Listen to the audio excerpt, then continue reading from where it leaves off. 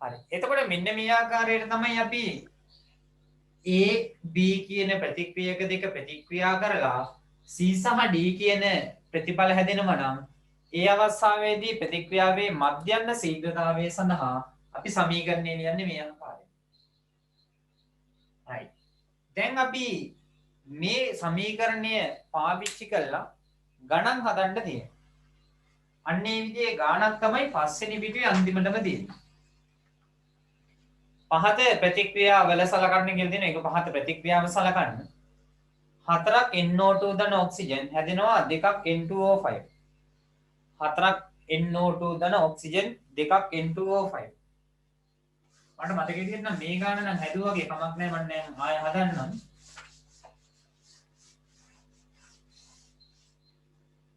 right 4ක් NO2 4ක් NO2 ධන ඔක්සිජන්. ඒ වගේම හොඳට මතක තියාගන්න අපි මේකේ වායුමය පදවලට සහ ලියන්නේ ද්‍රාවණ අවස්ථාවේ තියෙන ඒවාට තමයි මෙන්න මේ සාන්ද්‍රණ ලියන්නේ. ඇත්තටම වායුමය පදවලට ලියන්න රන්නේ ආංශික පීඩන පද. කමන්නේ අපි මේ දීලා තියෙන ආකාරය එකට ලියමු N2O5. මෙහිදී ඔක්සිජන් ප්‍රතික්‍රියා කරන ශීඝ්‍රතාවය. ඔක්සිජන් ප්‍රතික්‍රියා කරන ශීඝ්‍රතාවය දීලා තියෙනවා අපිට ඍණ 0.024. මවුල ඝන ඩෙසිමීටරයට තප්පරයට. මෙන්න මේව තමයි දීලා තියෙන්නේ. right. එතකොට අපි ලැහැත්ති දැන් මෙන්න මෙයාගේ ප්‍රතික්‍රියා ශීඝ්‍රතාවය සඳහා සම්පූර්ණ සමීකරණය ලියන්න. ප්‍රශ්න දෙක තියෙන්නේ 6 වෙනි පිටුවේ NO2 කොච්චර ශීඝ්‍රතාවයෙන් ප්‍රතික්‍රියා කරනවද N2O5 කුමන ශීඝ්‍රතාවයෙන් උත්පාදන දහනය වේද කියලා තියෙන්නේ. ඒක උත්පාදන වචනේ කපලා දාන්න. N2O5 කුමන ශීඝ්‍රතාවයෙන් දහනය වේද කියලා ඉහන්න. උත්පාදන කියන එක කපලා දාන්න වචනේ. දැන් මෙන්න මෙතෙන්ද මම ලිව්වොත් එහෙම මෙයාගේ ශීඝ්‍රතා ප්‍රකාශනය මේ ආකාරයට R සමානයි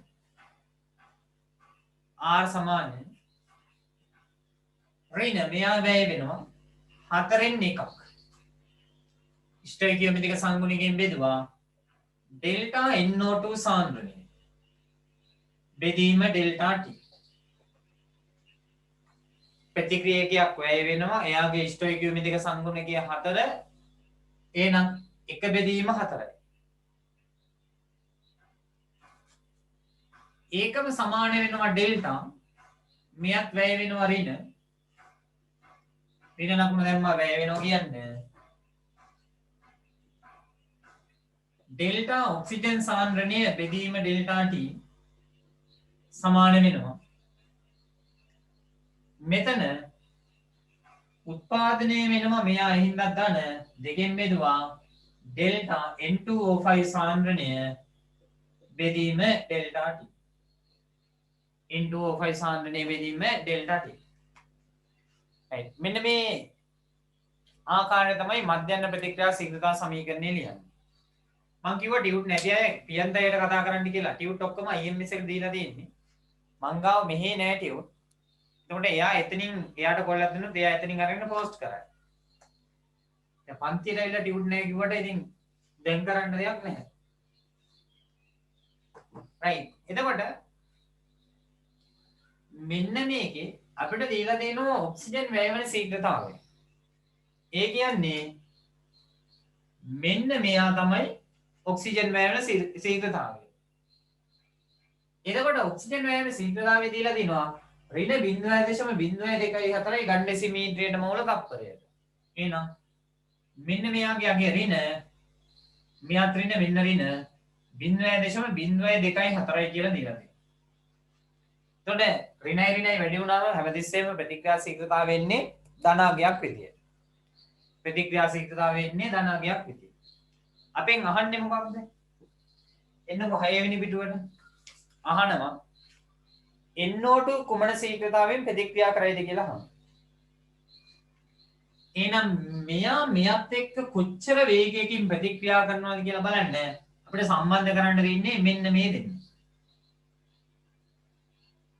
මෙයාගේ වැයවන ශීඝ්‍රතාවය දීලා දෙනවා. එහෙනම් අහන්නේ මෙයා වැයවන ශීඝ්‍රතාවය. එහෙමනම් අපි මෙන්න මේ දෙන්න අතර සම්බන්ධතාවය ලියනවා. මේ දෙන්න අතර සම්බන්ධතාවය ලියනවා. එහෙනම් මෙතන දිනනවා ඍණ 4න් එකක් ඩෙල්ටා NO2 සාන්ද්‍රණය බෙදීම ඩෙල්ටා T සමානයි මෙතන ඍණ එයාගේ සාන්ද්‍රණය ඉඳලා දිනවා 0.024. ඇත්තට මේ ලකුණු එච්චර සලකන්න ඕමනාවක් නැහැ ගණනයේදී. මොකද ප්‍රතික්‍රියා ශීඝ්‍රතාවය හැමතිස්සෙම ගන්නේ ධනාංගයක් විදියට. ප්‍රතික්‍රියා ශීඝ්‍රතාවය ඍණාංගයක් විදියට දෙන්නේ නැහැ. අපි ප්‍රකාශ කරන්නේ ධනාංගයක් විදියට. එහෙනම් මේ ලකුණ අමතක කරලා 0.24යි මවුල ඝන ඩෙසිමීටරයට තප්පරයට. නැත්නම් ඔක ඍණ ලකුණෙන් වැඩි කරපුවම ඍණ ධන වෙනවා. ඒ හින්දා එතනින් ගැටලුවක් වෙන්නේ නැහැ. නමුත් ඒ කියන්නේ එච්චර වද වෙන්න දෙයක් නැහැ. එහෙනම් අපෙන් අහන්නේ මෙයානේ. එහෙනම් ඩෙල්ටා NO2 සාන්ද්‍රණය බෙදීම ඩෙල්ටා T සමානයි මෙයා මෙතනින් වැඩි කරනවා 4 වාරයක් 0.024යි මවුල ඝන ඩෙසිමීටරයට තප්පරය. එහෙනම් NO2 වැයවෙන ශීඝ්‍රතාවය වෙනවා ඩෙල්ටා NO2 සාන්ද්‍රණය බෙදීම ඩෙල්ටා T සමානයි 4 වරක් 4 16න් ආයෙලිව ඉතිරි එකයි 4 වත් 2 8යි 9යි 4 වත් 0.0යි.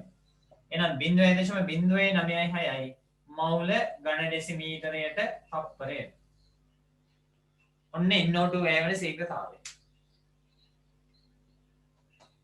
right හදාගන්න එහා පැත්තේ පිටුවේ NO2 කොච්චර ශීඝ්‍රතාවයෙන් වැය වේද කියලා අහුවොත් ඔන්න ඕක තමයි ලියන්නේ.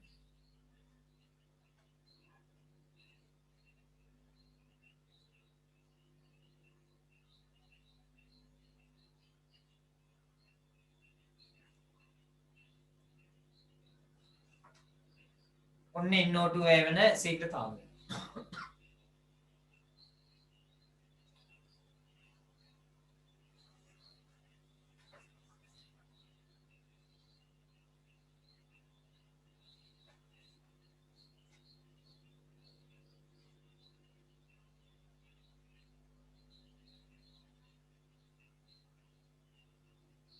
සර් ගිය සතියේ රෙකෝඩින් එක තියෙනවද? ගිය සතියේ රෙකෝඩින් එක දැම්ම නේද මම YouTube එකට? මම හිතන්නේ දැම්මා.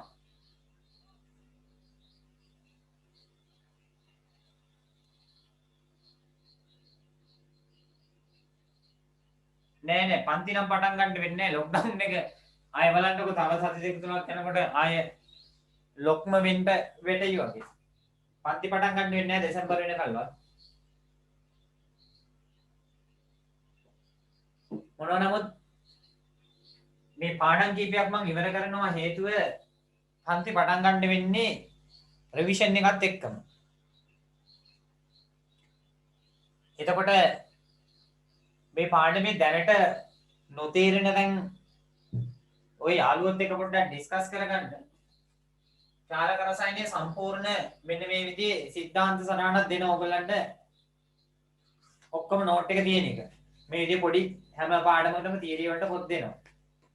රිවිෂන් පන්තියේදී. ඒකල්ලා වැඩිපුර ගණන් ටිකක් හදනවා.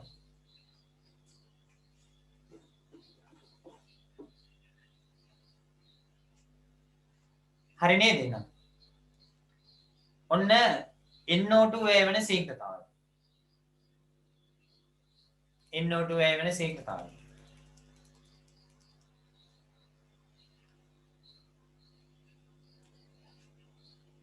ඊළඟට අහනවා N2O5 කොච්චර ශීඝ්‍රතාවයෙන් ප්‍රතික්‍රියා කරයිද කියලා. එහෙනම් N2O5 මේ අතර දෙන්නේ මේ වගේ සම්බන්ධතාවයක්. right මේක ලියාගත්තේ නැති අය පොඩි ස්ක්‍රීන්ෂොට් එකක් දාගන්න. මම බෝඩ් එක මකනවා. දැන් බලන්නකො එහෙනම් මේ දෙන්න අතර සම්බන්ධතාවය. දැන් අපි මෙයක් දන්නවා. ඕනනම් මෙයයි සම්බන්ධ කරන්න පුළුවන්. හැබැයි ලේසි මෙතන මෙයයි සම්බන්ධ කරන එක වඩාත් ලේසි. එහෙනම් මම මේ දෙන්න සම්බන්ධ කරනවා. අද වඩම ගණන් ටිකක් තියෙන්නේ. එන්න අවධානයෙන් අහගෙන ඉන්න. කොහොමත් රසායන විද්‍යාව සහ භෞතික විද්‍යාව කොටස් හොඳට තේරුම් ගන්න ඕනේ. ඒ තේරුම් ගන්න නැතුව බයෝ නම් ඔය මොන හරි ටිකක් පාඩම් කරලා ලියන්න පුළුවන් නේ. හැබැයි කෙමිස්ට්‍රි ෆිසික්ස් කොටස් ටික තේරුම් ගන්න ඕනේ. එහෙම නැතුව මේක අහන්නෙත් කරකවලා කෙලින්ම අහන්නෙත් නැහැ. ඉතින් එන්න විභාගෙදී හොඳ උත්තරයක් දෙන්න අවබෝධයක් තියෙනවා. හරි. එහෙනම් මෙන්න මේ දෙන්නා ලිව්වම මෙතන ඔක්සිජන් වැයීමේ ශීඝ්‍රතාවය 0.024 මවුල ඝන ඩෙසිමීටරයට තප්පරයට. ඒක සමාන වෙනවා මෙන්න මෙයාගේ අගේ ලිව්වා මෙයා දෙකෙන් එකක් ඩෙල්ටා N2O5 සාන්ද්‍රණය බෙදීම ඩෙල්ටා T. එහෙනම් දැන් අපි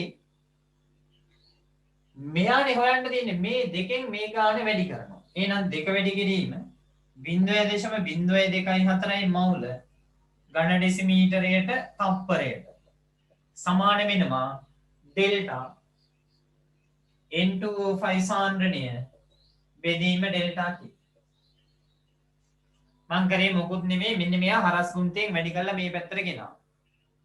එහෙනම් මෙතන ඩෙල්ටා N2O5 සාන්ද්‍රණය බෙදීම ඩෙල්ටා T වලගේ සමාන වෙනවා. ඒ කියන්නේ හොයන්න ඕනේ ඒක මේක සමාන වෙනවා. මෙන්න මෙයාගේ දෙකෙන් අඩුනාම දෙවරක් 24 කියන්නේ 48යි. මෙන්න බිඳුව 0.04යි MOL DM ඍණ 3 තප්පරයට. මෙන්න මේ ආකාරයට තමයි ඒ ගාන හැදෙන්නේ. උපකාරක පන්ති අගෝස්තු වෙනකොට කීයටවත් දෙන්නේ නැහැ. අපිට තව මාස 4ක්වත් මේ ආකාරයට යන්න වෙනවා. ඉන්න කැමැත්තෙන් හෝ අකමැත්තෙන් මේ ක්‍රමයට අනුගත වෙන්න සිද්ධ වෙනවා.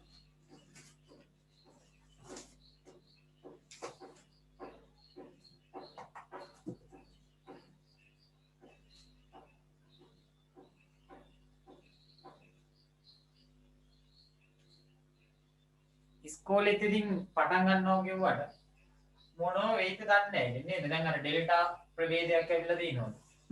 ඇල්ෆා තියෙනවා, බීටා තියෙනවා, ගැමා තියෙනවා, ඩෙල්ටා තියෙනවා, ඊටා තියෙනවා, ටීටා තියෙනවා ඔක්කොම තියෙනවා. ඒවා රසායන විද්‍යාවේ තියෙනවා, භෞතික විද්‍යාවේ තියෙනවා, කොරෝනා වල බෝඩ් එකෙත් තියෙනවා. බෝඩ් එකෙත් තියෙනවා. හැමදාම තියෙනවා. ඒ ඉන්න කොහෙන් කෙලවර වෙයිද දන්නේ නැහැ.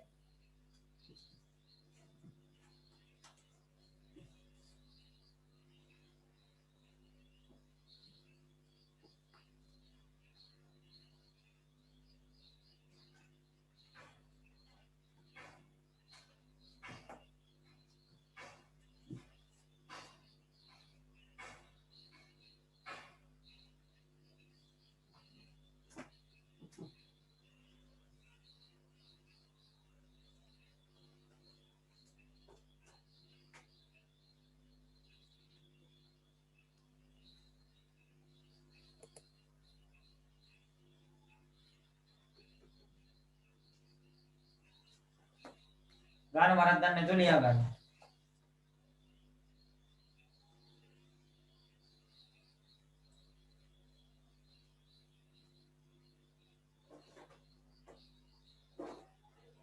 මං හිතන විදියට මේ කවුද හොඳට කරේ කියන්නේ රාජ්‍ය පාලනය නම් එනේ ණය හැමෝටම තමන්ගේ පැත්තට හරියන විදියට කරගන්න. ඉගෙනගෙන ඉන්න මේ රට තමන්ට ගැලපෙන්නේ නැහැ කියලා හිතනවා නම් පිට රටකට හරි යන්න. නැතුව මේ රටේ දේශපාලඥයෝ හදන්නවත් රට හදන්නවත් කීයටවත් බහුතරයක් වහල් ඡන්දදායකව ඉන්න කල් බෑ.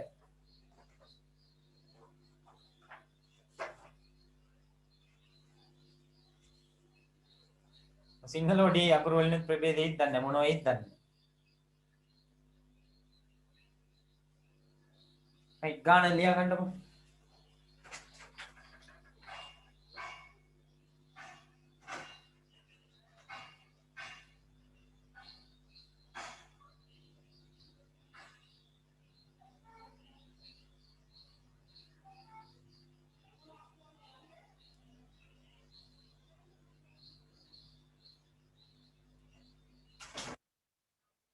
ඊළඟ ගානේ පොඩි අඩුපාඩුවක් තියෙනවා. සමීකරණේ විතරයි දීලා තියෙන්නේ. right. මේ උත්තරේ ආපු ප්‍රශ්නේ පස්වෙනි පිටුවේ නේද? ඒක පස්වෙනි පිටුවේ. දැන් 6 වෙනි පිටුවේ උඩම තියෙන ප්‍රශ්න දෙක. right. එන්න බලන්න මේකේ දෙවෙනි ප්‍රශ්නේ. හතරක් phosphine pH3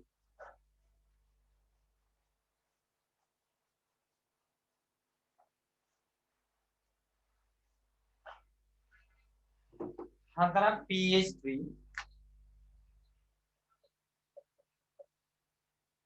හැදෙනවා P4 phosphorus එක 6ක් H2 මේක තමයි දීලා තියෙන සමීකරණය.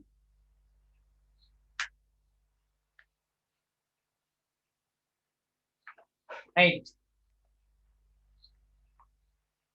ඒකට පොඩ්ඩක් ලියා ගන්න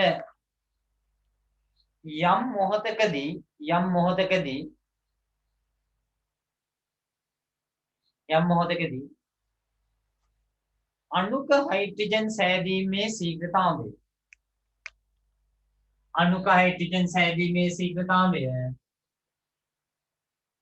0.078යි තප්පරයට ඝන ඩෙසිමීටරයට මවුල්.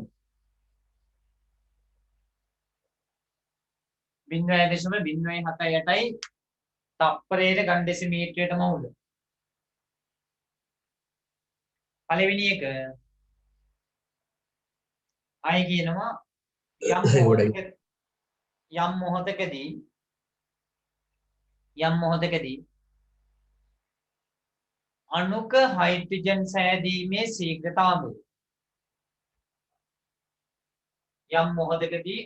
හයිඩ්‍රජන් සෑදීමේ ශීඝ්‍රතාවය මේ තියෙන්නේ බෝඩ් එකේ ලියලා තියෙනවා 0.078 මවුල ඝන ඩෙසිමීටරයට තප්පර යට වේ.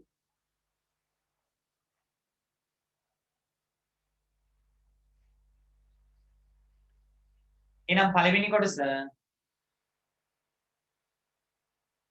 P4 සෑදීමේ ශීඝ්‍රතාවය සොයන්න. P4 මේදී P4 සෑදීමේ ශීඝ්‍රතාවය සොයන්න. දෙවෙනි කොටස pH3 මෙයා pH3 සෑදීමේ pH3 වැයවීමේ ශීඝ්‍රතාවය සොයන්න. pH3 වැයවීමේ ශීඝ්‍රතාවය සොයන්න. P4 සෑදීමේ ශීඝ්‍රතාවය පළවෙනි එකකින් හොයනවා. දෙවෙනි එක pH3 වැයවීමේ ශීඝ්‍රතාවය හොයනවා. ඉස්සෙල්ලාම ලියන්න ඔය දෙකටම කලින් ප්‍රතික්‍රියාවේ මධ්‍යස්ථ ශීඝ්‍රතා සමීකරණය. ප්‍රතික්‍රියාවේ මධ්‍යස්ථ ශීඝ්‍රතා සමීකරණය ලියන්න.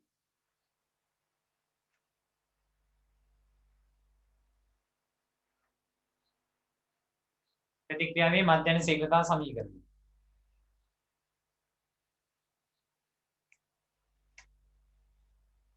මෙයා වැය වෙනවනේ. ප්‍රතික්‍රියාවේ R නම් ශීඝ්‍රතාවය R සමානයි වැය වෙන කෙනා ඍණ. බෙදනවා ස්ටොයිකියෝමෙට්‍රික සම්ගුණකයෙන්. ඒවත් 4යි. ඩෙල්ටා pH3 සාන්ද්‍රණය බෙදීම ඩෙල්ටා T. phosphine සාන්ද්‍රණය බෙදීම ඩෙල්ටා T. සමාන වෙනවා මෙතන මෙයා උත්පාදනය වෙනවා ඩෙල්ටා P4 සාන්ද්‍රණය බෙදීම ඩෙල්ටා T. P4 සාන්ද්‍රණය බෙදීම ඩෙල්ටා T. එහෙනම් මෙතන එයා සමානයි 6න් බෙදනවා ඩෙල්ටා හයිඩ්‍රජන් සාන්ද්‍රණය බෙදීම ඩෙල්ටා T. ඔන්න සම්පූර්ණ ප්‍රතික්‍රියා ශීඝ්‍රතාවය සඳහා වන සමීකරණය ලැබුණා.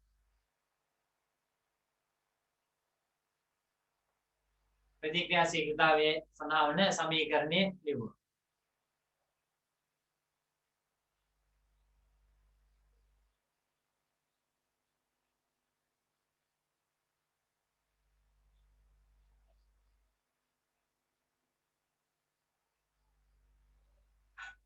දැන් අපෙන් අහනවා P4 phosphorus සෑදීමේ ශීඝ්‍රතාවය. අපෙන් අහනවා phosphorus සෑදීමේ ශීඝ්‍රතාවය.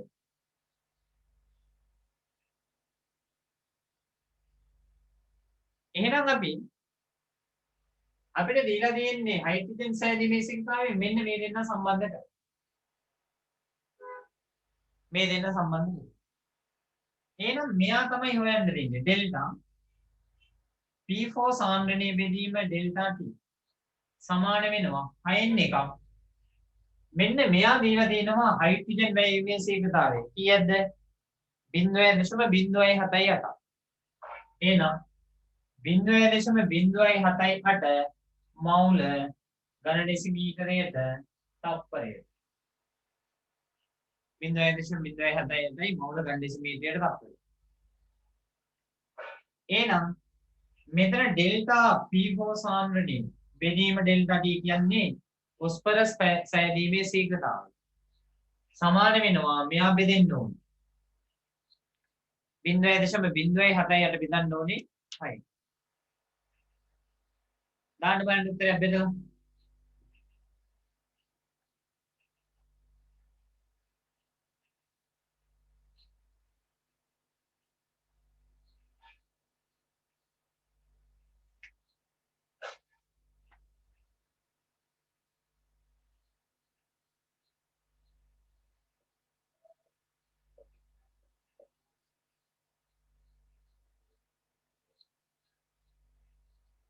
කී දෙන්නේ?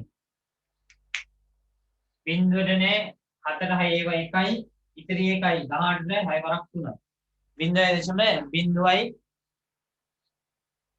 3යි තප්පරයට ඝන ඩෙසිමීටරයට මවුල්. 0.01 3යි තප්පරයට ඝන ඩෙසිමීටරයට මවුල්.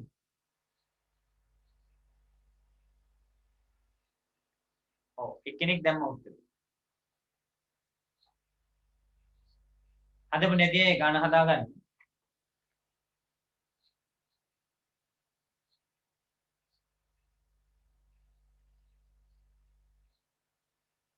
ඊළඟට අහනවා ඔස්පීන් වැයවීමේ ශීඝ්‍රතාවය. ඔස්පීන් වැයවීමේ ශීඝ්‍රතාවය. ගන්න දැනට ලියාගන්න මේක හදපු නැති අය.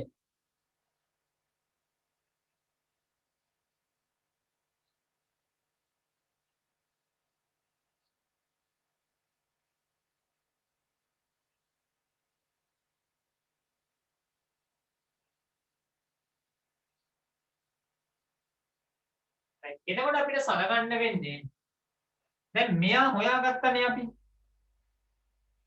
0.01 3යි කියන්නේ. එහෙනම් මම මෙයයි සලකන්නේ. එහෙනම් මෙන්න මේ ටික අයින් කර. දැන් මේ උත්තරේ මම මෙතනින් ලියාගන්න ඒක ඕන මිනිහින්ද. දැන් සලකන්නේ මේ දේ.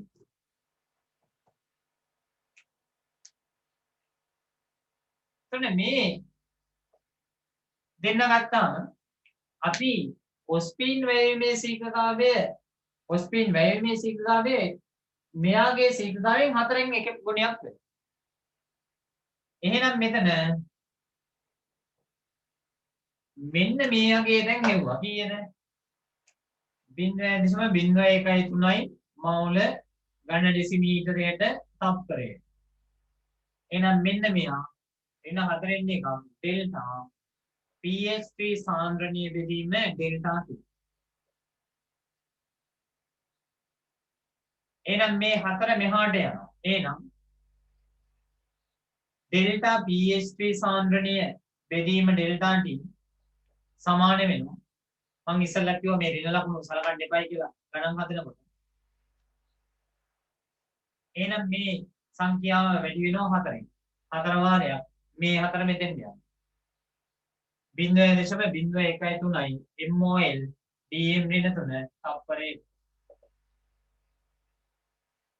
එහෙනම් මෙතන මෙයාගේ අගයනවා ඩෙල්ටා pH3 සාන්ද්‍රණීය බෙදීම ඩෙල්ටා T සමාන වෙනවා 4 වරක් 3 12න් 2 ලිව්වා ඉතිරි එක 4 වරක් 1 4 1යි 5යි 4 වරක් 0.052යි මවුල ඝන ඩෙසිමීටරයට තප්පරයට. ඍණ ලකුණ සැලකුවොත් අපි ඍණ ලකුණකින් වැඩි කරලා මෙන්න මේ යගේ ධනාගයක් විදිහට ප්‍රකාශ කරනවා.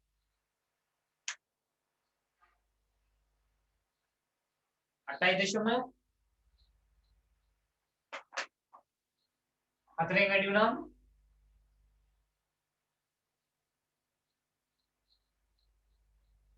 8.4 ගණක් එනවද? 4 3 12 2 කිලෝ ඉතිරි එකක්. 4ක් 1 4 1 5යි 4ක් බිංදුව බිංදුව බිංදුව.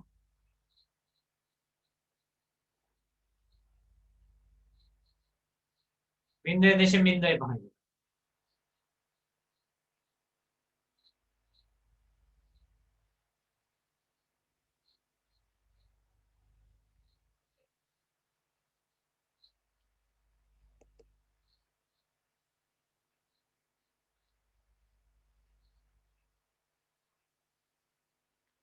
ඔය දැන් අපි ගාන හදන්න ඉගෙන ගත්තේ යම්කිසි ප්‍රතික්‍රියාවක මධ්‍යන්න ශීඝ්‍රතාවය හොයන ආකාරය.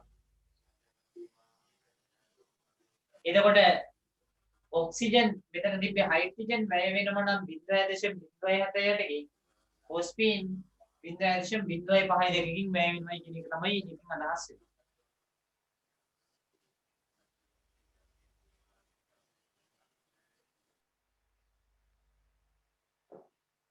right එහෙනම් අපි එනවා ඊගාව කොටසට ටියුට් එකේ. ප්‍රස්ථාරික ක්‍රමයේ භාවිතයෙන් ශීඝ්‍රතාවයේ සෙවීම. ප්‍රස්ථාරික ක්‍රමයේ භාවිතයෙන් ශීඝ්‍රතාවයේ සෙවීම. දැන් එතකොට ප්‍රස්ථාරයක් පාවිච්චි කරලා ප්‍රතික්‍රියාවක ශීඝ්‍රතාවය හොයනම නම් අපි හොයන්නේ ඇත්තටම යම්කිසි මොහොතක ප්‍රතික්‍රියාවේ ෂණික ශීඝ්‍රතාවය. යම් මොහොතක ප්‍රතික්‍රියාවේ ෂණික ශීඝ්‍රතාවය. එතකොට අපි සලකන ලද ලක්ෂ්‍යයට අනින්න ඕන ස්පර්ශකයක් අන්‍යයාගේ අනුක්‍රමණය තමයි ගන්න ඕනේ.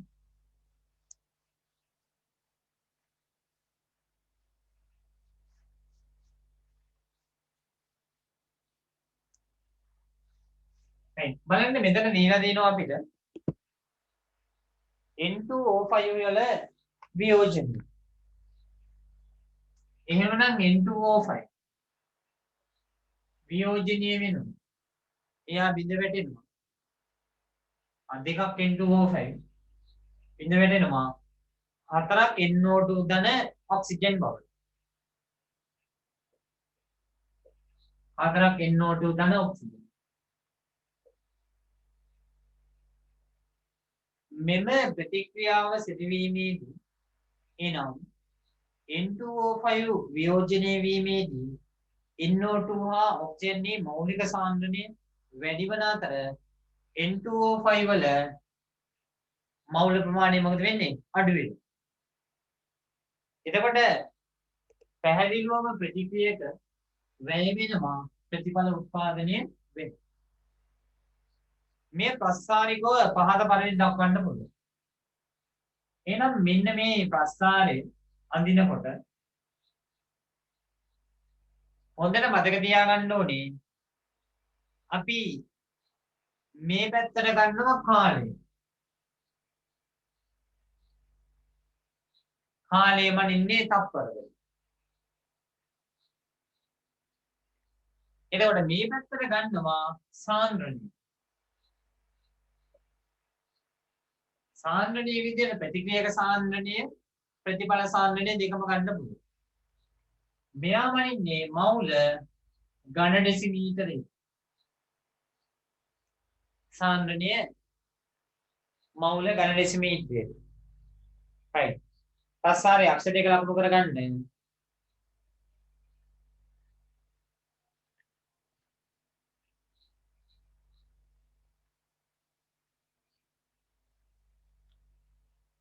සාන්ද්‍රණය ගන්න y අක්ෂයට x අක්ෂයට ගන්න කාලය.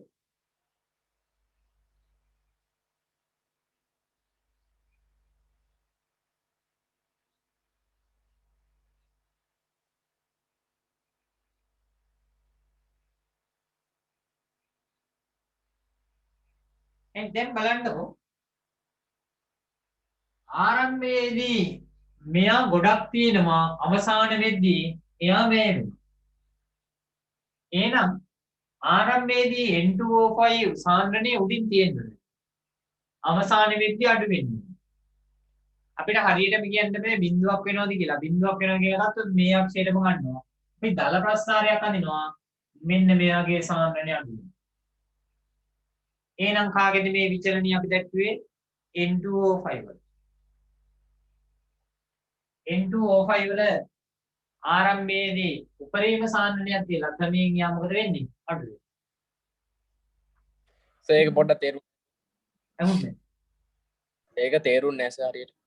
දැන් මෙතන N2O5 ආරම්භයේදී තියෙනවනේ ප්‍රතික්‍රියාවේ. ආරම්භයේදී මේ දෙන්න හැදිලා තියෙනවද? නැහැ. ප්‍රතිඵල හැදිලා නැහැ. එතකොට මෙයා උපරිම සාන්ද්‍රණයෙන් තියෙනවා. ඒ කියන්නේ මේ පැත්තට ගත්තේ අපි සාන්ද්‍රණයෙන්. එහෙනම් N2O5 සාන්ද්‍රණය වැඩි. කාලයත් එක්කම මෙයා වියෝජනය වෙනවා NO2 සහ ඔක්සිජන් වලට. එහෙනම් මෙන්න මෙයා අඩු වේගෙන ගිහිල්ලා ඔක්කොම ටික වියෝජනය වුණොත් බිඳුව වෙනවා. නමුත් අපිට එහෙම කියන්න බෑ වෙයිද නැද්ද කියලා. එහෙනම් අපි මේක අඩු වෙන බව මේ දල ප්‍රස්ථාරයක් මෙයා දෙන්නේ අඩු වෙන බව දක්වනවා. එතකොට මෙයා ගත්තාම මේ දෙන්න මොකද වෙන්නේ? මේ දෙන්න ආරම්භයේදී බිඳුවයි. එහෙනම් NO2 පටන් ගන්නත් තුනෙන් බිඳුවේ ඔක්සිජන් පටන් ගන්නත් තුනෙන් බිඳුවේ. NO2 පටන් ගන්නෙත් බිඳුවෙන් ඔක්සිජන් පටන් ගන්නෙත් බිඳුවෙන්. හැබැයි අපිට පේනවා මේ සමීකරණයට අනුව NO2 හතරක් හැදෙද්දී ඔක්සිජන් එකයි හැදෙන්නේ. NO2 හතරක් හැදෙද්දී ඔක්සිජන් එකයි හැදෙන්නේ. ඒ කියන්නේ වැඩිපුර NO2 හැදෙනවා. ඔක්සිජන් අඩුවෙන් හැදෙනවා. මොනවා නමුත් මේවත් යම්කිසි අවස්ථාවකදී මෙයා ඉවර වෙනකොට මේවා හැදෙන එක නියත වෙනවා. ඒ හින්දා මම බිඳුවෙන් පටන්ගෙන ඔක්සිජන් සාන්ද්‍රණය වැඩි වෙනවා කියලා මෙහෙ බැලුවොත් මෙයා ඔක්සිජන් කරනවා. අනිවාර්යෙන්ම එයාට වඩා වැඩි වෙන්න ඕනේ මොනවාද? NO2. NO2 සාන්ද්‍රණය වැඩි වෙනවා. එහෙනම් අපි මෙන්න මේක තමයි මෙයාගේ වියෝජනේ මේ දෙන්නාගේ උත්පාදනයේ සඳහන් ප්‍රස්ථාරම් දෙන්නේ. මේ දල ප්‍රස්ථාරයක් යන්නේ හරියට පරීක්ෂණයක් කරලා අගයන් අරගෙන ප්‍රස්ථාරයක් අඳින එක අපි එහා පැත්තේ පිටුවේ දීලා තියෙනවා. හරි. එහෙනම් මේ ප්‍රස්ථාරය යන්න ගන්න. මේක NO2 මේ ඔක්සිජන් මේ N2O5.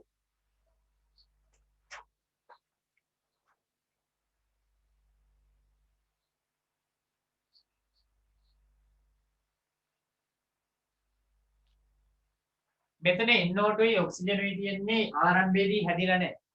ඒ හින්දා බිඳුවේ තියෙන්නේ. ඔක්සිජන් එකක් හැදෙනකොට NO2 වැඩෙනවා හතරක්. එහෙනම් ඔක්සිජන් හැදෙන වේගයට වඩා මෙන්න මේගොල්ලෝ හැදෙන ප්‍රමාණය වැඩි. එහෙනම් මේ ප්‍රස්ථාරයේ මෙයාට වඩා උඩින්.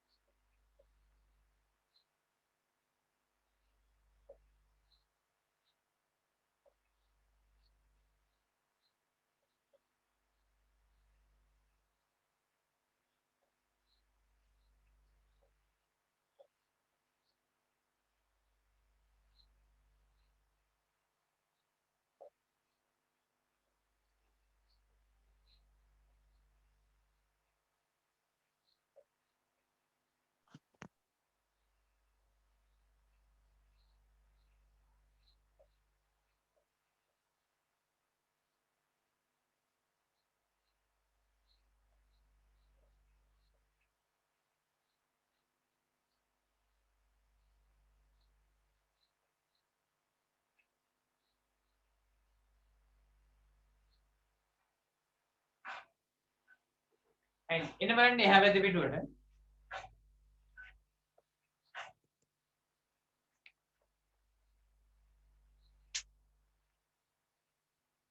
ඉහත ප්‍රතික්‍රියාවට දාලා ඔක්සිජන් වෙනස් වන ආකාරයේ පහත පරිදි වේ කියලා දීලා තියෙනවා. ඉහත ප්‍රතික්‍රියාවට දාලා ඔක්සිජන් වෙනස් වන ආකාරයේ පහත පරිදි වේ කියලා දීලා තියෙනවා. right. එතකොට මෙතන ඔක්සිජන් සාන්ද්‍රණිය මේ දශම ස්ථාන වලින් දීලා තියෙන්නේ. අපි එතකොට එයාගේ ඔක්සිජන් සාන්ද්‍රණිය පොඩ වෙනස් කරගන්න ඕනේ.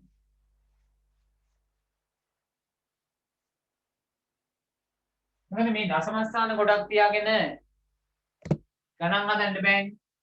මම මෙයා ලිව්වොත් මෙයා ලියන්න පුළුවන් 10 ඍණ 4 ගුණයකින් වැඩි කරලා. එහෙනම් මෙතන බිඳුවක් වෙනවා. බිඳුව වැඩි කිරීම 10 ඍණ 4. මෙයා එනම් 21 වැඩි කිරීම 10 ඍණ 4. මෙයා එනම් 36 වැඩි කිරීම 10 ඍණ 4. මෙයා 48 වැඩි කිරීම 10 ඍණ 4. එහෙනම් ඔයගොල්ලන්ගේ මේ වගු ඉස්සරහින් මේ ආකාරයට හදාගන්න. වගු ඉස්සරහින් මේ ආකාරයට හදාගන්න.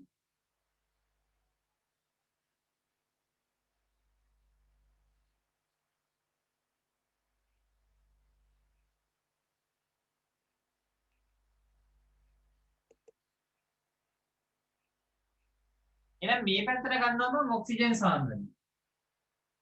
කොහොමද ගන්නෙ? 10 ඍණ 4 බලයක් විදිහටයි ගන්න. 10 ඍණ 4 බලයක් විදිහටයි ගන්න.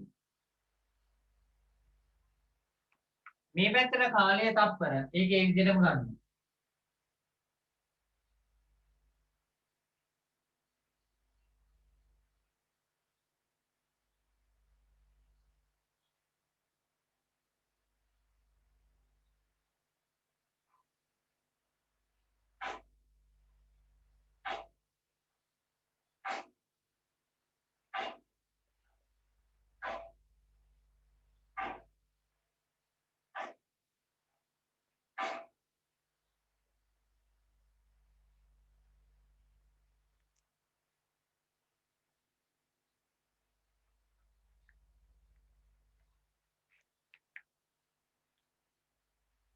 එහෙනම් මේ පැත්ත දැන් බලන්නකෝ 70 වෙනි තියෙන්නේ මං ගන්නවා එනම් 10 20 30 40 50 60 70 විදියට 80ක් වුණා. ඇයි එහෙම ගත්තේ? මේ ඔක්කොම බල 10 ඍණ 4 බලයක් විදියට ලියලායි තියෙන්නේ.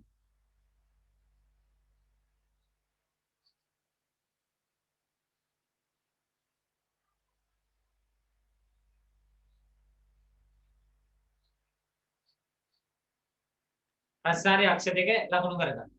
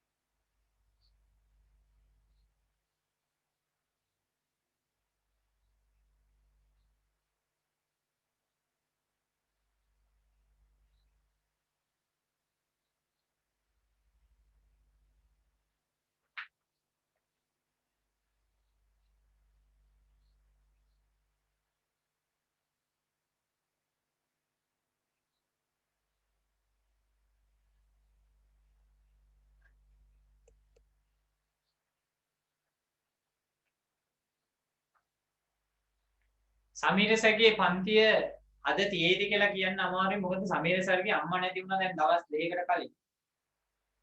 ඒ හින්දා මේ පන්ති කරන්න බැරි වෙයි. මොකද ඊයේ තමයි මරණේ අස්කරේ.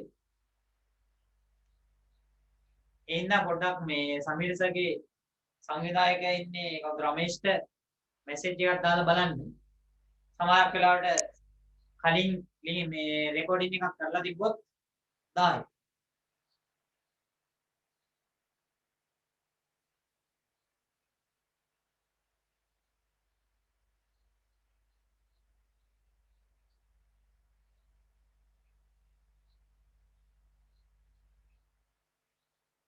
දැන් බලමු අපි මේක ලකුණු කරන්න. එහෙනම් සර් කාලේ කියන අහන්නත් දුක නිසා මේ කොරෝනා වලින් නෙවෙයිනේ.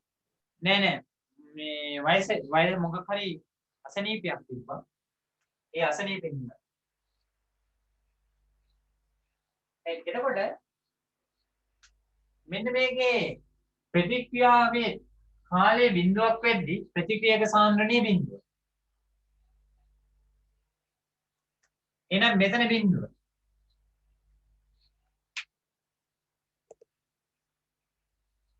කාලයේ තප්පර බිඳුවේදී ඔක්සිජන් සාන්ද්‍රණීය බිඳුව.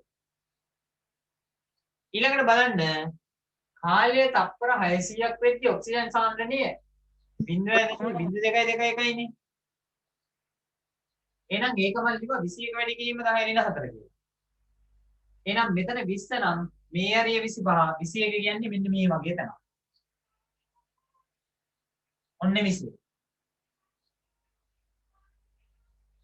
ඊළඟට 1200 දී 36 වැඩි කිරීම 10 ඍණ 4. 10 ඍණ 4 මෙතන තියෙනවනේ. එහෙනම් 36. 35 අපි මේ හරියට විතර ගත්තොත් 36 මේ වගේ තැනකට එන්නේ. 36.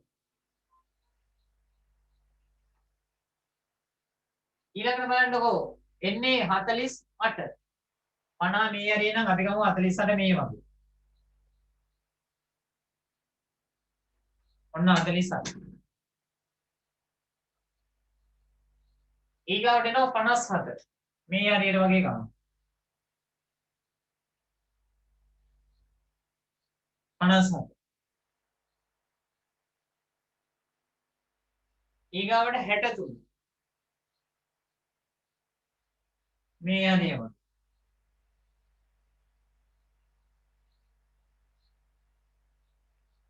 ඊළඟට 68. මේ හරිය වගේ.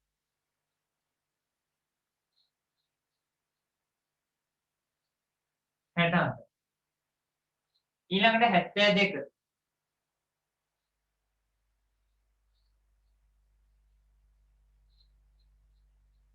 ඊළඟට 75.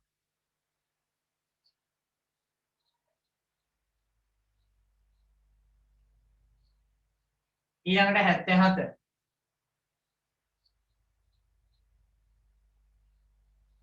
අනිත් එක අඳින්න ඊටමදි. ඊළඟට 78 කියන්නේ ආසන්නයේම එන්නේ. එතකොට මේ ප්‍රස්ථාරය ඇන්දොත් අපිට මෙහෙම අඳින්න වෙනවා.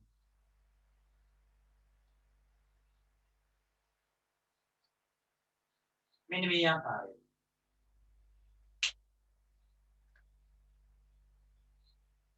ඒක ඔයගොල්ලෝ අඳිනකොට හරියටයි මෙන්න මේ වගේ ප්‍රස්ථාරයක් තමයි එන්නේ.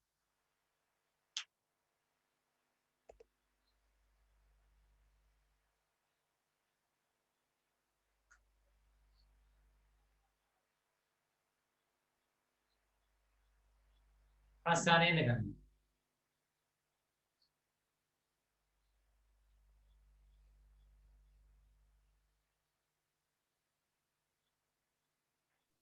සෝ ප්‍රස්ථාරයෙන් දෙනකොට හරි සෙන්ටිමීටරයටම මේ මිනුම ගන්න ඕනද? ඔව් දැන් සාමාන්‍යයෙන් අඳිනවා නම් මේ අපි මේ අඳින්නේ දල ප්‍රස්ථාරයන්නේ. ප්‍රස්ථාර කොලේ පාවිච්චි කරලා අඳින්න ඕනේ. විභාගෙදී වියෝගත මාදිලියේ ප්‍රශ්නයකට තමයි මේක ආවොත් එන්නේ. එතකොට ඒගොල්ලෝ ඒ අදාළ කොටසේ ප්‍රස්ථාර කොටස කොලයක කොටසක් දෙනවා print කරලා. ඔය සංඛ්‍යාත ටික දීලා තිනවා සර්. දෙනවා. ඔව් සංඛ්‍යා ටික දෙනවා. සර් එතකොට ඔක 10 බල විදියට දෙන්නේ නැහැ නේ. නෑ මේක අපි 10 බල විදියට දෙන්නේ නැහැ. මේ විදියට දෙන්නේ ඒකට අපි මේක හදා ගන්නවා. ආ හරි සර්.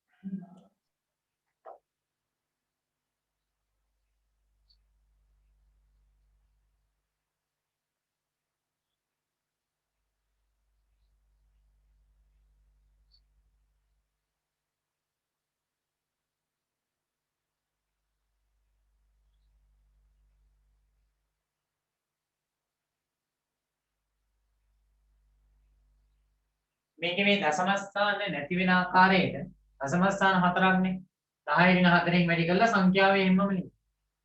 මොකද දශම ස්ථාන ලකුණු කරන්න බෑනේ මේක. මේ විදිහ අගයන් තමයි පරීක්ෂණවලදී. ඊටමත්ම කුඩා අගය. ඒක තමයි මම මේක ප්‍රස්ථාරේ අඳින්න කලින් මේ දීපු දශම ස්ථානේ මේ ආකාරයට පිළියෙල කරගන්න.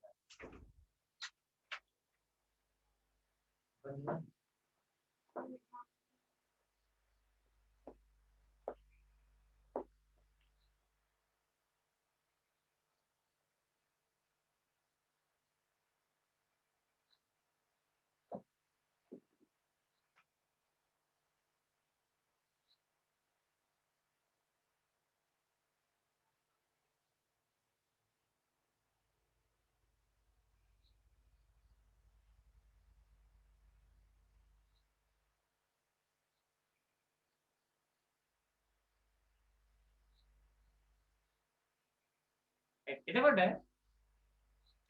මෙන්න මේ જાතියේ ප්‍රස්ථාරයකින් අපිට පුළුවන් ප්‍රතික්‍රියාවේ යම් මොහොතක ක්ෂණික ශීඝ්‍රතාවය හොයන්න.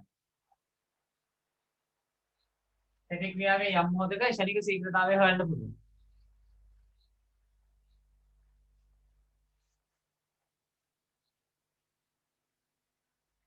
හිතන්නකෝ අපිට ඕනේ මෙන්න මේ තප්පර 1800ක් වනකොට ප්‍රතික්‍රියාවේ ක්ෂණික ශීඝ්‍රතාවය.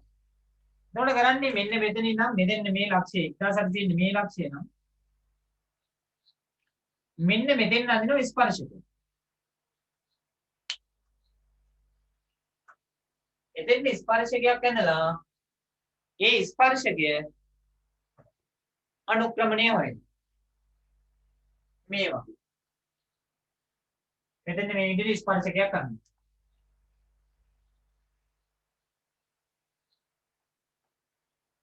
ඒකල්ලා මෙන්න මෙතන අනුක්‍රමණය වෙනවා. එතකොට මේ රේඛාව අපිට පුළුවන් තරම් මේ හරියට වගේ අරගෙන මේ ලක්ෂය. මේක මෙහෙට වගේ අරගෙන මේ ලක්ෂයත් බලන්න. එතකොට මෙන්න මේ කෝණය තමයි අනුක්‍රමණය වෙන්නේ. අන්නේ අනුක්‍රමණය ඒක තාපර කියන්න. අනුක්‍රමණයෙන් ගන්න පුළුවන් අපිට මෙන්න මේ ලක්ෂයේ ස්පර්ශකයෙන් නම එන්නේ අවස්ථාවේදී ක්ෂණික ශීඝ්‍රතාවය. ඒක තේරුන්නේ නැහැ සර් හරියට. දැන් මෙතන හිතන්නකෝ තප්පර 1800 දී අපිට මේ ප්‍රතික්‍රියාවේ ක්ෂණික ශීඝ්‍රතාවය ගන්න ඕනේ කියලා. එතකොට මේ 1800 ඉඳන් උඩට කඩ ඉරක් ඇඳගෙන යනවා. ඒ ඇඳගෙන ගියපුවම ප්‍රස්ථාරයේ ඡේදනය වෙනවා මේ ලක්ෂය. එතකොට මෙන්න මේ ලක්ෂයට ස්පර්ශකයක් අදිනවා මේ ආකාරයට. ඒ ස්පර්ශකය අපිට තෝරා ගන්න පුළුවන් පැහැදිලිව ගන්න පුළුවන් ලක්ෂ දෙකක් ගන්නවා. මේ දක්වා දික් කරන විදිහට මෙතන එකක් මෙතන එකක්. එහෙනම් මෙතන 10 නම් 18 මෙතන 70නේ. එහෙනම් මේ දුර එන්නේ කීයද? 70න් අඩු කිරීම 18.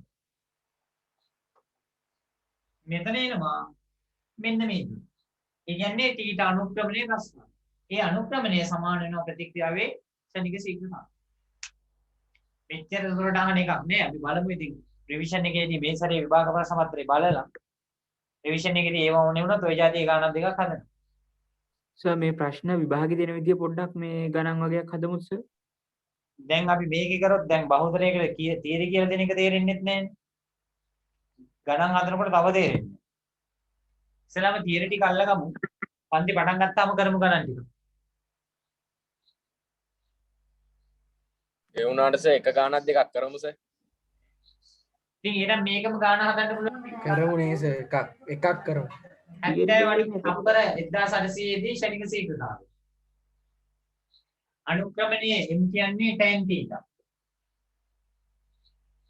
tan කියන්නේ සම්මුඛ පාදයේ බෙදීම බද්ධ පාදේ. එහෙනම් සම්මුඛ පාදයේ 70 බෙදීම 18.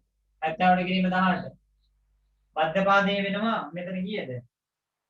අපි ගමු මෙතන 3600 නේ. 3300 විතර. 3300 අඩු කිරීම බිඳුව. කියන්නේ 70න් 18ක් අඩු කරපුවම 52යි. බෙදීම 3300. මේක කුඩා ගයක් කියන්නේ ඒක 10 ඉන්න බලයක් විදියට තියෙනවා. ඒ අවස්ථාවේදී ක්ෂණික ශීඝ්‍රතාවය. එහෙනම් එහෙම ලියාගන්න ප්‍රස්ථාර ඉස්සරහින්. තත්පර 1800ක් වන විට ප්‍රතික්‍රියාවේ ක්ෂණික ශීඝ්‍රතාවය සෑම. තප්පර 1800ක් වන විට ප්‍රතික්‍රියාවේ ශනික ශීඝ්‍රතාවය සොයන්න. එහෙනම් මම මේ ප්‍රස්තාරයට ඇඳපු විදියට තමයි මට ආවේ. ඔයගොල්ලෝගේ ප්‍රස්තාරයට අනුව විදියට මේ අගයන් වෙනස් වෙන්න ඉඩ තියෙනවා.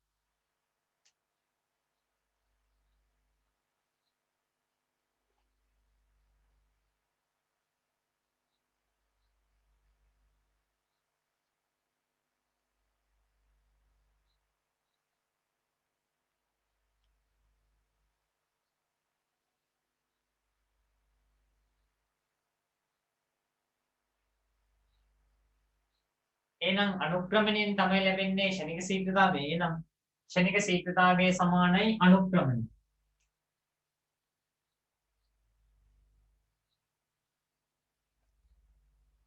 එතන ඉස්සරහින් ගෙන ලියා ගන්න. මෙහිදී ප්‍රස්තාවයේ ශනික ශීඝ්‍රතාවය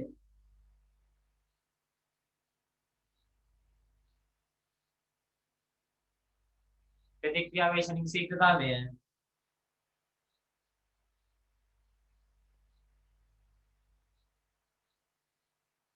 අදාළ කාලයට අනුරූප ලක්ෂ්‍යෙහි අනුක්‍රමණය මගින් ලැබේ. අදාළ සර් ඒක ආයි කියන්නකෝ. ප්‍රතික්‍රියාවේ මධ්‍යස්ථ ශීඝ්‍රතාවය මේ මධ්‍යස්ථ නෙවෙයි ශනික ශීඝ්‍රතාවය ප්‍රතික්‍රියාවේ ශනික ශීඝ්‍රතාවය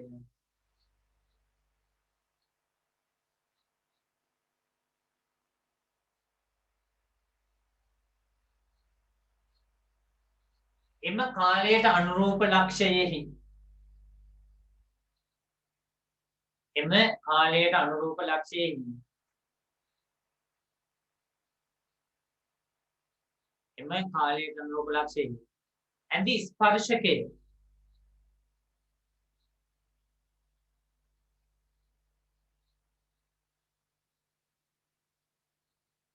මගින් ඇඳි ස්පර්ශකයේ මගින් අනුක්‍රමණයේ සොයා ගණනය කළ හැකිය. අනුක්‍රමණයේ සොයා ගණනය කළ හැකිය.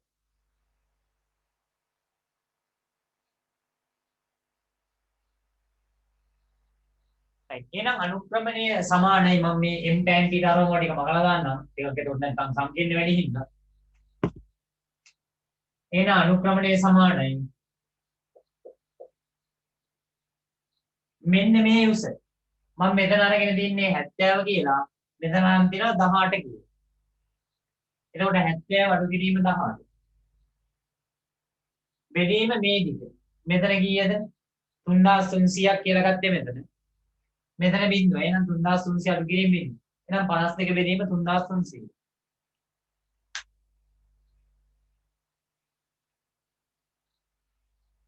අනස් දෙක බෙදීම 3300.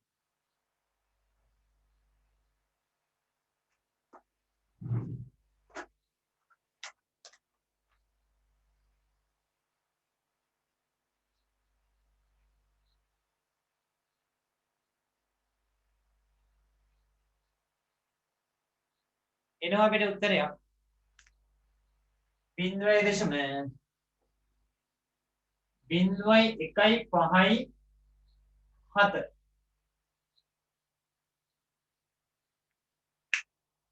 0.01.57 එහෙනම් අපිට ලියන්න පුළුවන් මෙතන ශනික ශීඝ්‍රතාවය වෙන්නේ 0.0157යි ඝන දෙසිමීටරයට මවුල ඝන දෙසිමීටරයට තප්පරයට. එහෙනම් 0.0157යි මවුල ඝන දෙසිමීටරයට තප්පරයට.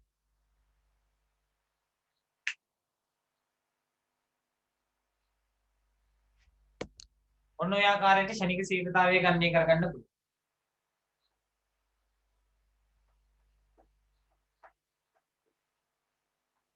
අපි පුළුවන් ආකාරයට තියරි ටික ඔන්ලයින් ක්ලාස් එකේ අල්ලගමු.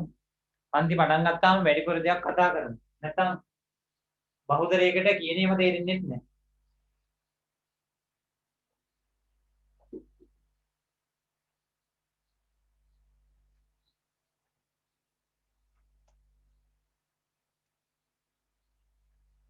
ඊගාව ගන්න ඒකේ පළවෙනි කොටස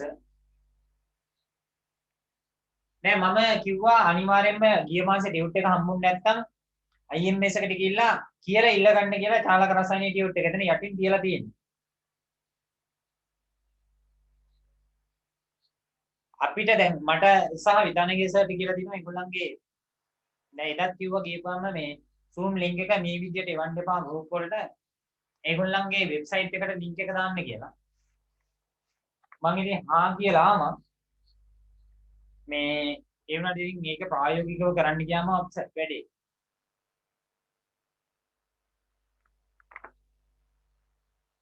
හයි. එන බලන්නේ නම් ඊගාව ගන්න. තප්පර 600 තුල ඔක්සිජන් උත්පාදනය වීමේ ශීඝ්‍රතාව. දැන් එතකොට මේ ප්‍රසාරය යොමනා නෑ අපිට තප්පර 600 තුල දත්ත ටික තියෙනවා මට අමතක වෙලා එක මැකුවා. ආය පොඩ්ඩක් ලියන්න.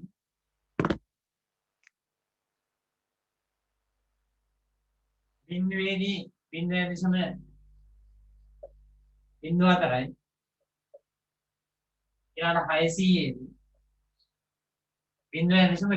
0.02යි.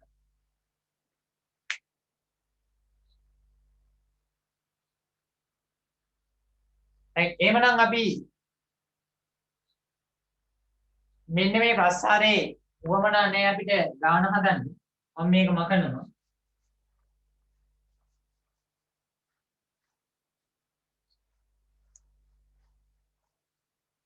එහෙනම් ඔක්සිජන් වැය වීමේ ශීඝ්‍රතාවය යහන්නේ. නෑ ඔක්සිජන් උත්පාදනය වීමේ ශීඝ්‍රතාවය. එතකොට R සමානයි ඩෙල්ටා ඔක්සිජන් සාන්ද්‍රණය බෙදීම ඩෙල්ටා T.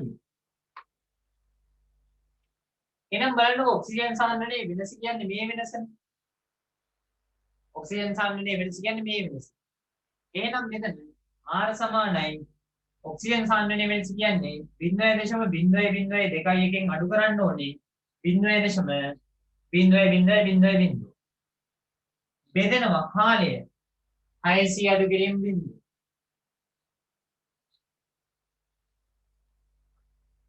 එහෙනම් මෙතන එනවා උත්තරය 0.002 බෙදීම 600.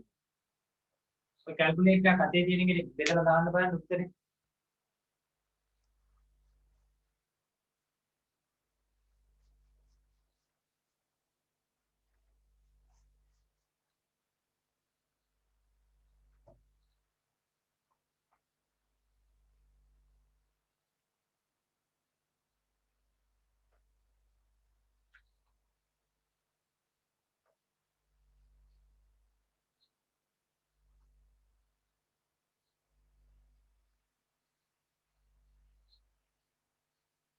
ඉච්චර පොඩි අගයක් එනවද?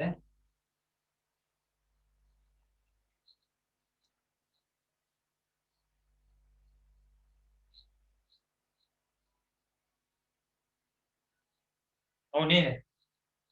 3.5 වැඩි කිරීම 10 ඍණ 6ක් එනවා. ඔව්.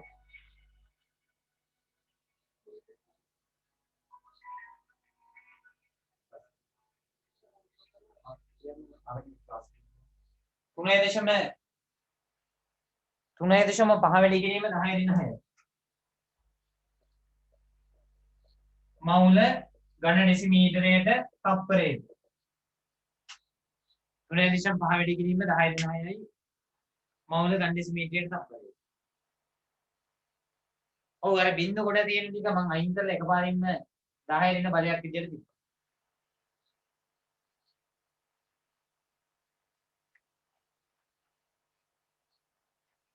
ඔය IMS එකේට ඒගොල්ලෝගේ කතාවත් ඇත්තට ඉතින් ඒගොල්ලෝගේ ස්ටාෆ් වලට පඩි ගෙවන්න. ඊගාවට ආයතනය හදන්න ගත්ත ලෝන් ගෙවන්න. දෙපැත්තක් තියෙනවා.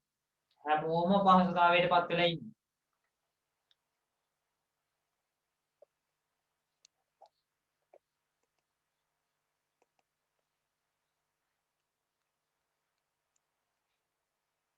දැන් ඒගොල්ලෝ කියන්නේ ළමයි පන්තිට එනම නම් පන්ති මේ රටේ සාමාන්‍ය විදියට තිබ්බනම් අපි කිව්වේ නෑ ඉතින් අය අරන් හදන්න කියලා. ඒ කාර්යයේදී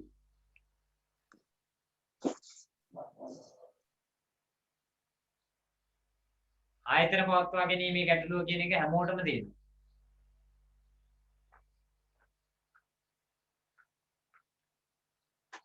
right එන්න බලන්න ඊගාව එක දෙවෙනි කොටස 4200 සිට 4800 දක්වා ඔක්සිජන් උත්පාදනය වීමේ ශීඝ්‍රතාව.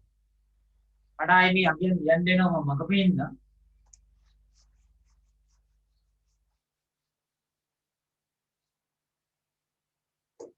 තප්පර 4200 මේ ටික මේව ආපුවම 4200. එතෙන්නේ 0.0272 4800 0.0275 එහෙනම් ආයේ අපිට ලියන්න පුළුවන් R සමානයි ඩෙල්ටා ඔක්සිජන් සාන්ද්‍රණය බෙදීම ඩෙල්ටා T.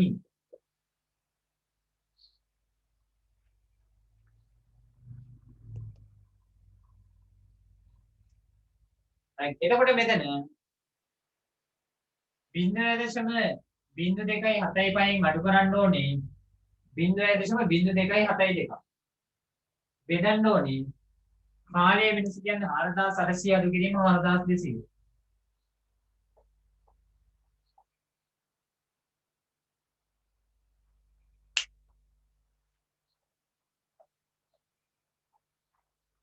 කොහොමද ඉතින් IMS ආයතනයේ නුවර ගත්තාම අනිත් ආයතන වලට වඩා ගොඩක් කියලින් තියෙන්නේ.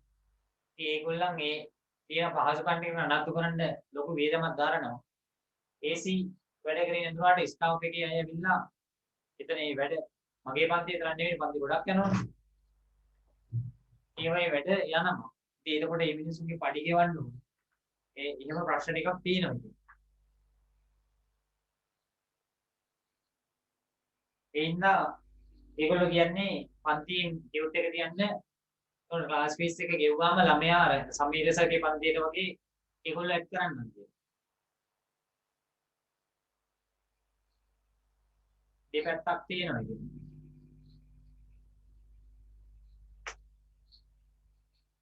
බලන්න මෙතන කීය වෙන්නේ කියලා. 75න් 72ක් ගියපුවාම 3යි. 0.0.0.03යි. 4800න් 4200ක් ගියපුවාම 600.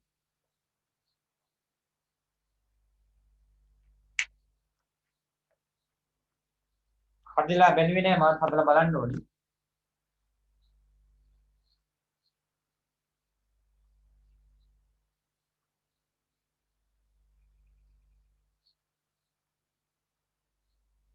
පහ වැඩි කිරීම 10 ඍණ 7ක් වෙනවා.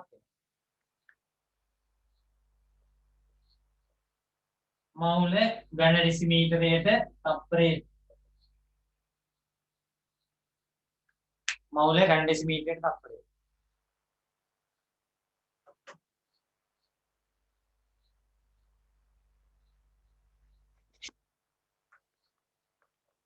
ඒ මොන රසායනික ප්‍රතික්‍රියාසිත ගණනය කිරීම කොටස තමයි අපි ඒ කරේ.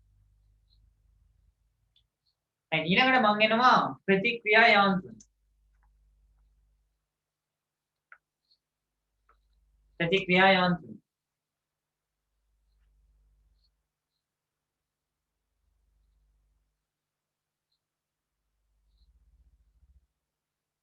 යම්කිසි රසායනික ප්‍රතික්‍රියාවක් ප්‍රතික්‍රියක ප්‍රතිඵල බවට පත්වීමේදී සිදුවන ක්‍රියාදාමය විස්තර කිරීම සඳහා යොදා ගන්නා ප්‍රතික්‍රියා යාන්ත්‍රණයකි. බලන්න රසායනික ප්‍රතික්‍රියාවක් සිදුවන ආකාරය විමසා බැලීම මේදී සිදුවේ. රසායනික ප්‍රතික්‍රියාවක් සිදුවන ආකාරය විමසා බැලීම මේදී සිදුවේ. හරියට BST පන්තියට කලින් මම ඉවර කරන්නම්. රසායනික ප්‍රතික්‍රියාවක් සිදුවන පියවර මත පදනම්ව රසායනික ප්‍රතික්‍රියා වර්ග කරනවා. එයා ගන්න පළවෙනි එක තනි පියවර ප්‍රතික්‍රියා. තනි පියවර ප්‍රතික්‍රියා. වරහන් ඇතුලේ ඒකටම දාන්න මූලික ප්‍රතික්‍රියා කියලා.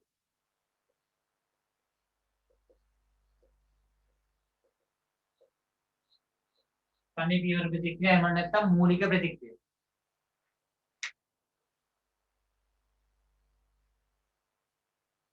තනි පියවර ප්‍රතික්‍රියා නැත්නම් මූලික ප්‍රතික්‍රියා. දෙවෙනි එක බහු පියවර ප්‍රතික්‍රියා.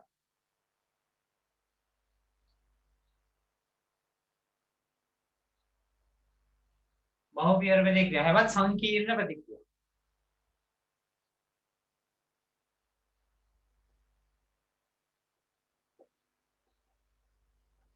සංකීර්ණ ප්‍රතික්‍රියා. තනි පියවර ප්‍රතික්‍රියාවත් මූලික ප්‍රතික්‍රියා ඒකට බහු පියවර ප්‍රතික්‍රියාවත් සංකීර්ණ ප්‍රතික්‍රියා.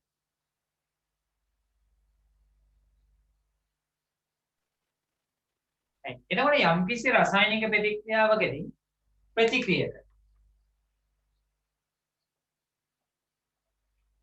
අතරමැදි ඵල හදන්නේ නැතුව කෙලින්ම ප්‍රතිඵල බවට පත් වෙනවා. යම් රසායනික ප්‍රතික්‍රියාවකදී ප්‍රතික්‍රියක අතරමැදි ඵල හදන්නේ නැතුව ප්‍රතිඵල බවට පත් වෙනවා. එවැනි ප්‍රතික්‍රියාවකට අපි කියනවා මූලික ප්‍රතික්‍රියාවක් කිව්වත් තනි පියවර ප්‍රතික්‍රියාවක් කියලා. right. එහෙනම් ලියාගන්න මූලික ප්‍රතික්‍රියා කියන්නේ.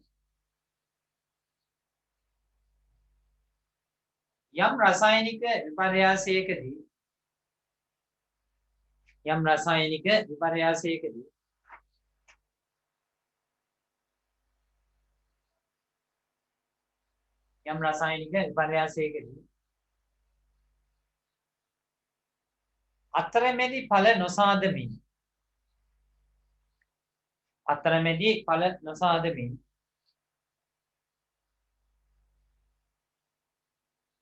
අතරමැදි ඵල නොසාදමින් ප්‍රතික්‍රියක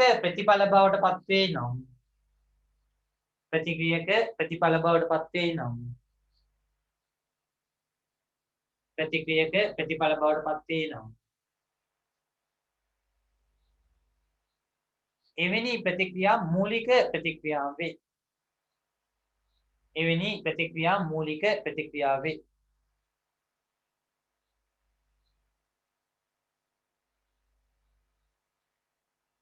එවැනි ප්‍රතික්‍රියා මූලික ප්‍රතික්‍රියාව වේ.